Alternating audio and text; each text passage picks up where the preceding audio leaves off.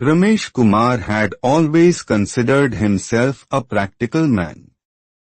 So when his wife left for her mother's place, he waited exactly 4 days before calling a matchmaker. 4 days. Not 5, not 10. 4, as if he had a timer running somewhere, hidden beneath his unremarkable mustache and his very reasonable ambitions. His wife, Sunita, had gone to Nagpur for her sister's delivery.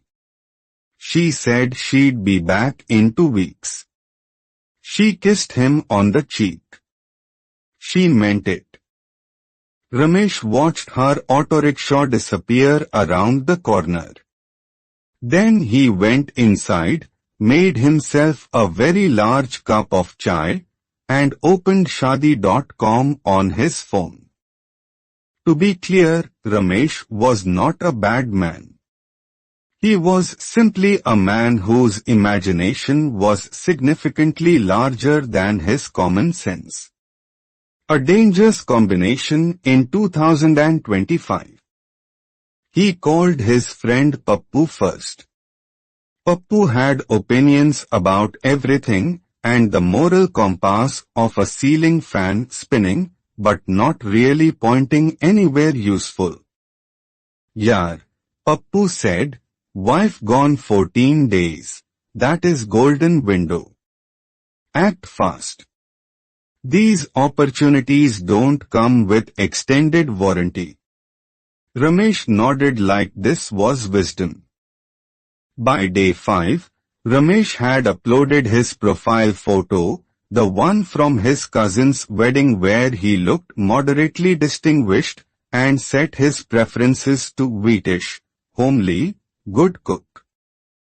Back in Nagpur, Sunita got a call from her neighbor Mrs. Tiwari, who had seen Ramesh's profile on Shaadi.com because her own nephew was also on it, looking for someone wheatish and homely.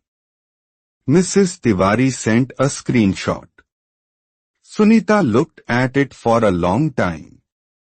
Then she called her sister, who called her mother, who said things in Marathi that cannot be repeated here. Sunita did not cry. She did not scream. She sat very quietly on her sister's sofa and thought, in the methodical way she thought about everything, for exactly 11 minutes. Then she smiled. Her sister recognized that smile. It was the smile Sunita wore before a plan. Her sister immediately offered to help and also to watch. Sunita's sister was a beautician.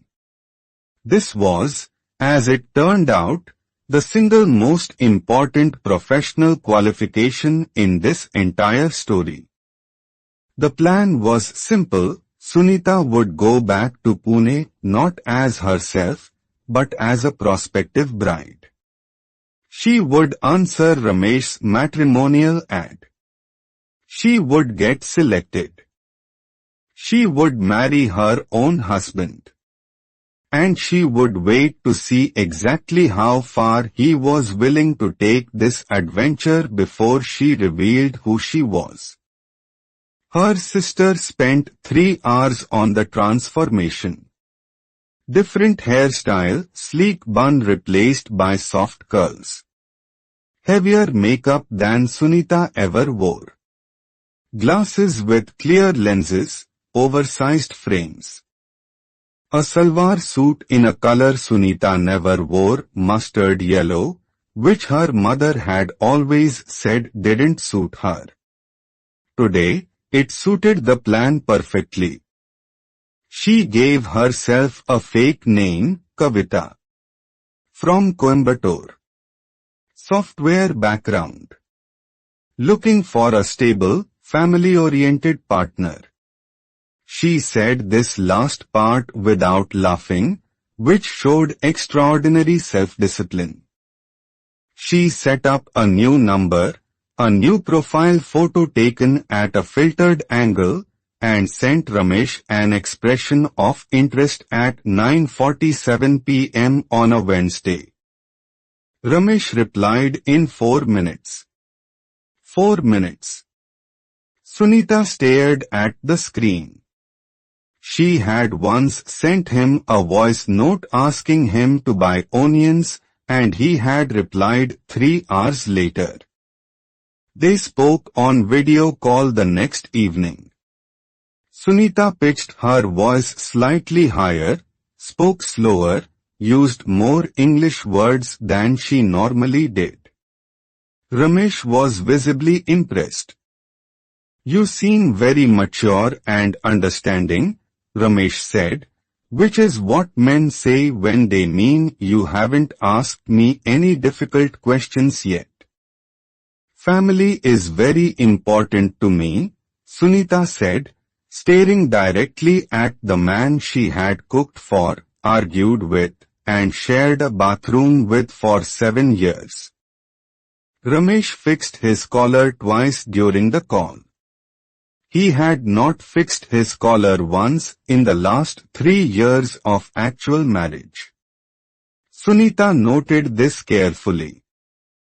By the second call, Ramesh had mentioned his late wife not dead, just Nagpur twice. He said she had gone away. Sunita's eye twitched exactly once. He invited Kavita to meet in person. Sunita accepted. She arrived at the coffee shop in Pune on a Saturday afternoon looking entirely unlike herself and completely like trouble. Ramesh was already there, wearing his good kurta, the one Sunita had ironed 2 months ago and reminded him to save for special occasion. Occasion confirmed. He stood up when she walked in. He had never once stood up when Sunita walked into a room. She sat down and smiled like a woman who had never seen this kurta before. "You look very nice," he said. Sunita thought, "I picked this suit and these glasses, and I have known you since 2018. She said, "Thank you, so kind." The meeting went well, by which I mean Ramesh talked about himself for 40 minutes while Sunita asked gentle questions and stored every answer like evidence in a case file. He mentioned he was a simple man who just wanted a calm household. Sunita, who had once thrown a cushion at him for eating her leftover biryani, nodded thoughtfully. He said his previous marriage had been okay but not really a meeting of minds. Sunita's meeting of minds with him included 7 years, 1 joint home loan, and a shared Netflix password. He ordered 2 coffees and 1 plate of vada pav. He did not ask if she wanted vada pav.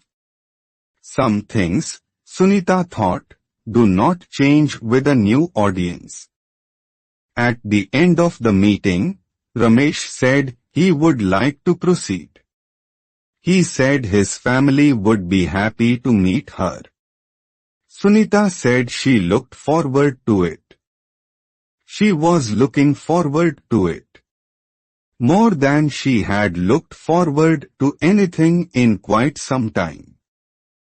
The family meeting was set for the following Sunday. At Ramesh's apartment. Their apartment. Sunita called her mother-in-law, his own mother, and explained the situation. His mother laughed for so long that Sunita had to hold the phone away from her ear. Then she said, "Beta, I will be there. Front row. I will bring samosas." Sunday arrived. Sunita rang the doorbell of her own home wearing the mustard suit and the clear glasses, holding a box of sweets like a good prospective bride. Ramesh opened the door beaming. His mother sat on the sofa with a perfectly neutral expression that had cost her enormous effort. She accepted the sweets. She did not look at Sunita. They sat. Tea was served. Ramesh had made it himself, badly, because Sunita was not there to make it. The tea was weak and slightly too sweet.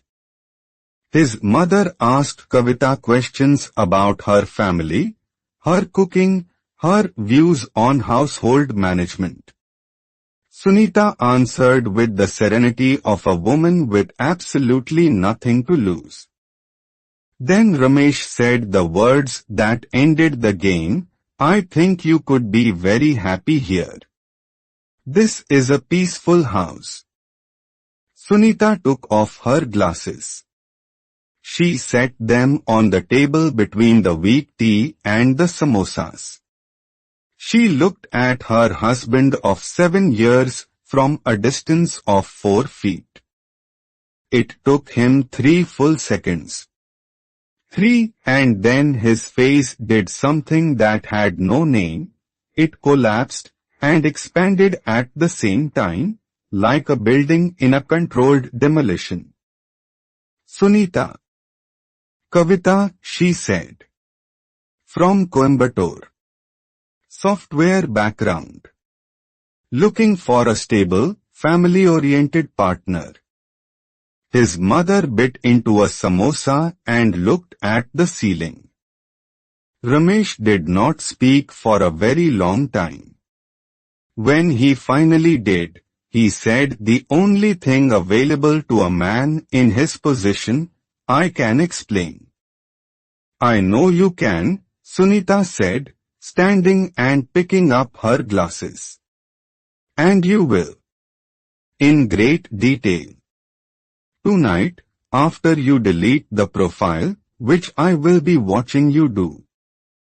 She walked to the kitchen, found the good tea, and made a proper cup. She brought one out for his mother. She did not bring one for Ramesh. He sat on the sofa of his own making, in his good kurta, next to his mother who was now openly smiling, and he thought about the specific, spectacular way in which he had been caught. Later, much later, when this became the story they told at every family gathering for the next 20 years, Sunita would say the funniest part was the vada pav. He hadn't asked Kavita if she wanted any either. "Some men," she said, "are simply consistent." And in marriage, she had learned, consistency is at least something to build on.